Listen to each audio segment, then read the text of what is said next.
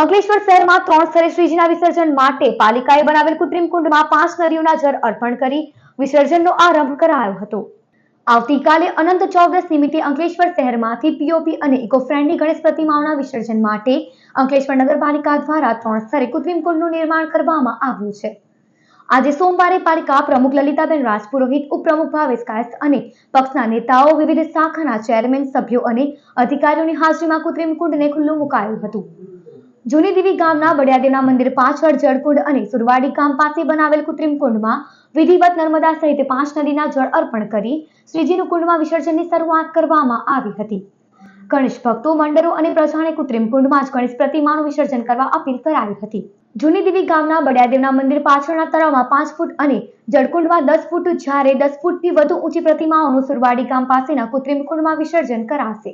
આજ રોજ નગરપાલિકા દ્વારા 3 કૃત્રિમ કુંડનું આયોજન કરવામાં આવ્યું છે। આમાં નગરજનોને હું અપીલ કરું છું કે વધુથી વધુ અહીંયા વિસર્જન થાય ને આ જગ્યા 3 પવિત્ર નદીઓનું પાણી લાવીને હવન પૂજા કરીને આ પવિત્ર કુંડ બનાવવામાં આવ્યું છે।